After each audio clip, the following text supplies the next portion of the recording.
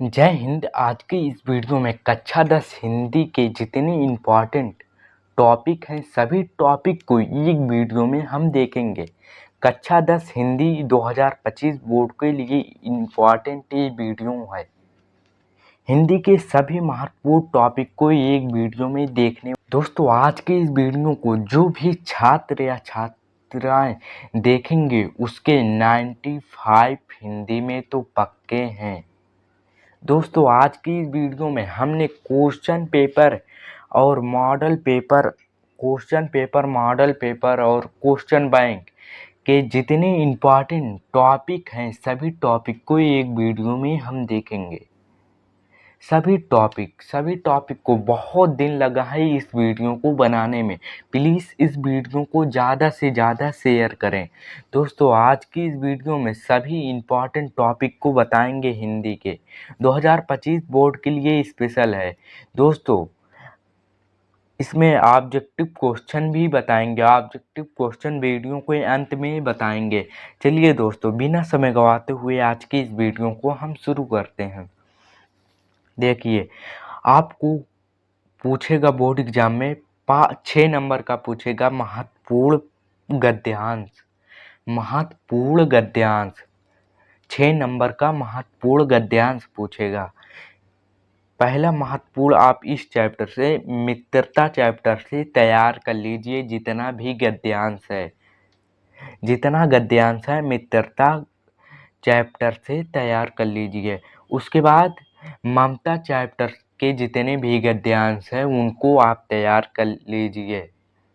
ममता chapter और मित्रता ये दोनों तैयार कर लो। इसके बाद भारतीय संस्कृति ये तीनों से अगर आप गद्यांश तैयार कर लेते हैं मेरे दोस्तों, आपका 6 नंबर एकदम फिक्स है। उसके बाद आता है 6 नंबर का महत्वपूर्ण पद्यांश। महत्वपूर्ण पद्यांश में आप सूरदास का पद्यांश तैयार कर लेना। सूरदास का वेरी वेरी मोस्ट इम्पॉर्टेंट है। उसके बाद तुलसीदास का भी वेरी वेरी मोस्ट इम्पॉर्टेंट है। उसके बाद राम नरेश त्रिपाठी जी का भी तैयार कर लीजिए। यहाँ से आपके 12 नंबर टोटल क्लियर हो गए गद्यांश और पद्यांश से। अब आता है नेक्स्ट टॉपिक जो 10 नंबर का पूछेगा संस्कृति गद्यांश और पद्यांश। उसमें आप वाराणसी चैप्टर तैयार कर लीजिए। गद्यांश और पद्यांश से वाराणसी चैप्टर आप तैयार कर लीजिए। उसके बाद आप तैयार कर लेना भारतीय संस्कृति। उसके बाद आता है प्रबुद्धो ग्रामीणा वेरी वेरी मोस्ट इम्पॉर्टेंट है। प्रबुद्धो ग्रामीणा। उसके बाद आता है लेखक के जीवन परिचय में आप 3 तैयार कर लेना। एक पहला तैयार कर लेना डॉक्टर राजेंद्र प्रसाद जी का। यहाँ से आपको 5 नंबर मिलेंगे मेरे दोस्तों। पहला जीवन परिचय तैयार कर लेना डॉक्टर राजेंद्र प्रसाद का। उसके बाद तैयार कर लेना जयशंकर प्रसाद का तैयार कर लेना। उसके बाद तैयार कर लेना आचार्य रामचंद्र शुक्ल जी का। ये तीनों बोर्ड एग्जाम के दृष्टि से इतना इम्पोर्टेंट जीवन परिचय है कि मैं आपको बता नहीं सकता। और ये 5 नंबर का पूछेगा। 3 नंबर का जीवन परिचय, 2 नंबर आपको मिलेंगे जब लेखकों की रचनाएं वगैरह जब लिखेंगे। उसके बाद आता है मेरे प्यारे प्यारे छात्र और छात्राओं कवि का जीवन परिचय, जो कि बोर्ड एग्जाम में आपको 5 नंबर का देखने को मिलेगा। कवि का जीवन परिचय। कवि के जीवन परिचय में वेरी वेरी मोस्ट इम्पॉर्टेंट जीवन परिचय है गोस्वामी तुलसीदास का बोर्ड एग्जाम के लिए वेरी वेरी मोस्ट इम्पॉर्टेंट जीवन परिचय है गोस्वामी तुलसीदास का। इसके बाद आप तैयार कर लेना सुमित्रा नंदन पंत का, वेरी वेरी मोस्ट इम्पॉर्टेंट है। उसके बाद आता है महादेवी वर्मा जी का।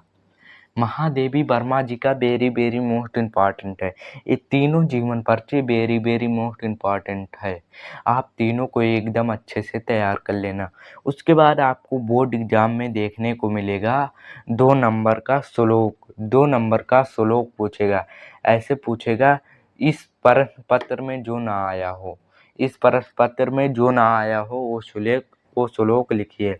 मैं आपको 2 श्लोक बता देता हूँ। वो है, पहला श्लोक है, सर्वे भवन्तु सुखिनः सर्वे सन्तु निरामया, सर्वे भवन्तु सुखिनः सर्वे सन्तु निरामया, सर्वे भद्राणि पश्यन्तु मा कश्चित् दुःख भाग्य भवेत्।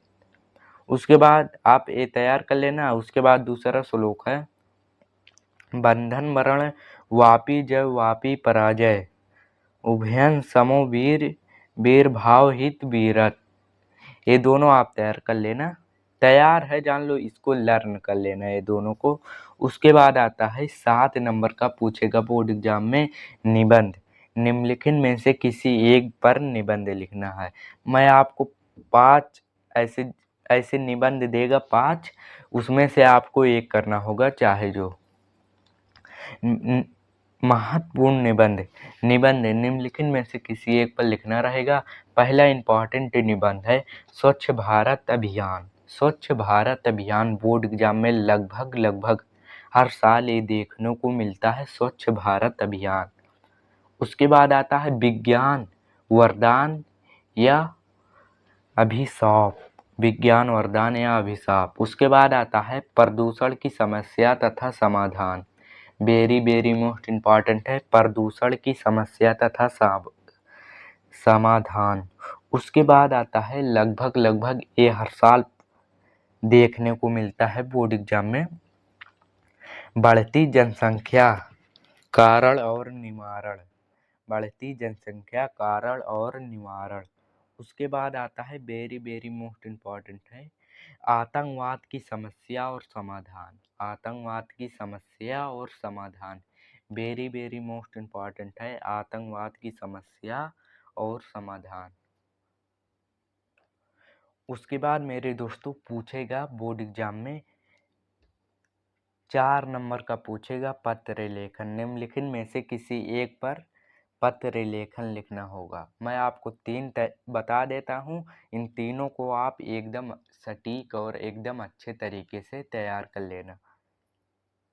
पहला है नियुक्ति आवेदन पत्र, वेरी वेरी मोस्ट इम्पॉर्टेंट है, नियुक्ति आवेदन पत्र।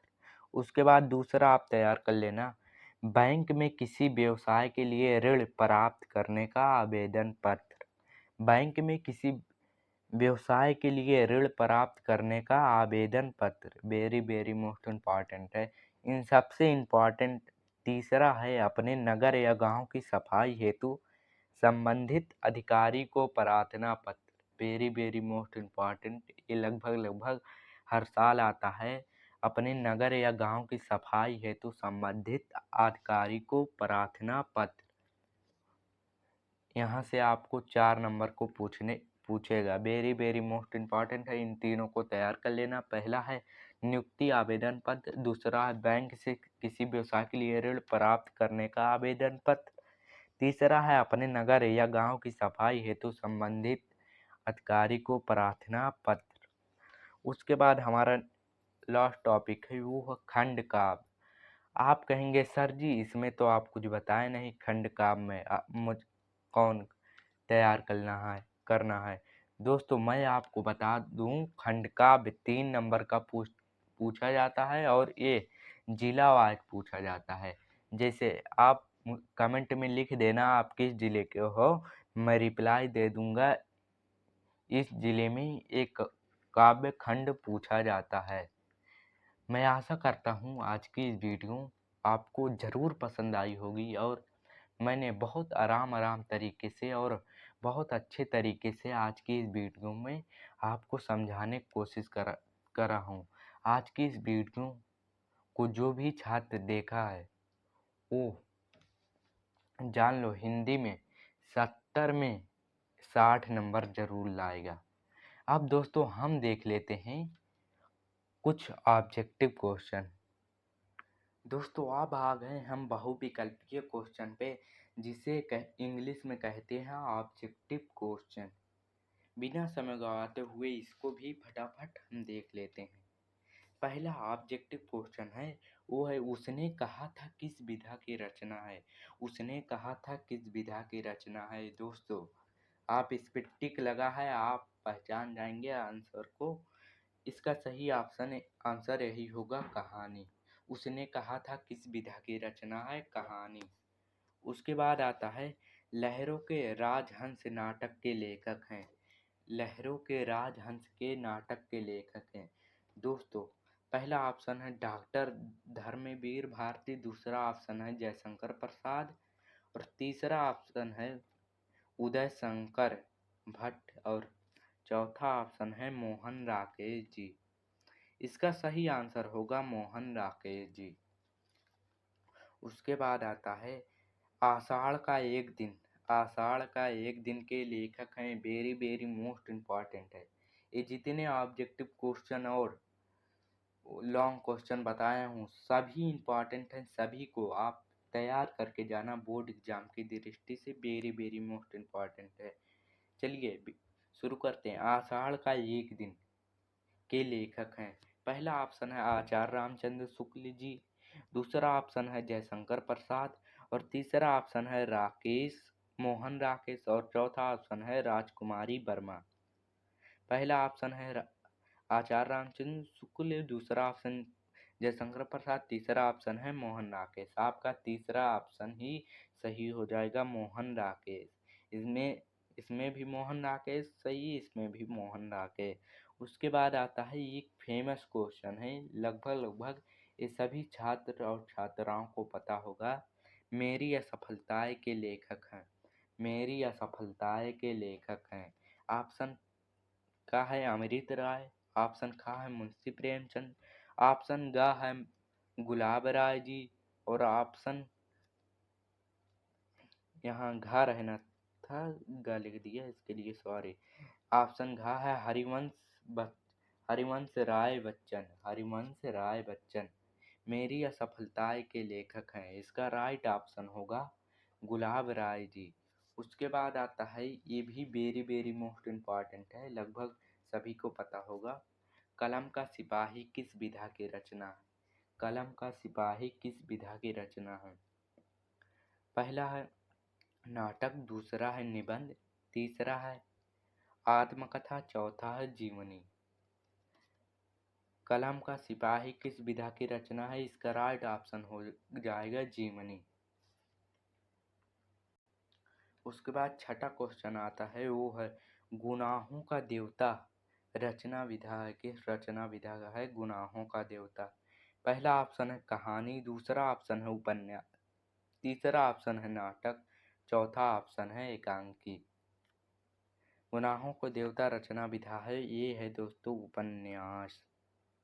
उसके बाद आता है आकाशदीप के लेखक हैं। आकाशदीप के लेखक हैं, साफ साफ नजर आ रहा है किस ऑप्शन पे टिक लगा है। जयशंकर प्रसाद पर टिक लगा है। उसके बाद आता है, ये बहुत लोग को कंफ्यूजन रहता है इस क्वेश्चन में। आठवां क्वेश्चन है शुक्ल युग की कला विधि है। शुक्ल युग की कला विधि है। पहला ऑप्शन है 1850 ईस्वी से 1900 तक। 1850 ईस्वी से 1900 ईस्वी तक। उसके बाद आता है, उसके बाद नेक्स्ट ऑप्शन है 1900 ईस्वी से 1920 तक। 1900 ईस्वी से 1920 तक। उसके बाद आता है 1919 ईस्वी से 1938 ईस्वी तक। उसके बाद आता है 1938 ईस्वी से 1947 तक। दोस्तों ये आप बहुत लोग इसको गलत बताते हैं, लेकिन मैं आपको सच्चाई बता रहा हूँ। इसका राइट ऑप्शन होगा, चाहे किसी भी क्वेश्चन बैंक में देख लेना, उसमें दिया रहेगा 1919 ईस्वी से 1938 ईस्वी तक। ठीक है, क्लियर हो गया इतना। उसके बाद नवा आता है, वो हम चरण कमल बंदो हरिराई कौन सा अलंकार है। इसमें आपको पूछेगा कौन सा अलंकार है। ऑप्शन का है उपमा अलंकार, ऑप्शन का है रूपक अलंकार, ऑप्शन का है उत्प्रेक्षा अलंकार, ऑप्शन का है इनमें से कोई नहीं। आपका जो राइट ऑप्शन होगा दोस्तों वो होगा रूपक अलंकार, रूपक अलंकार।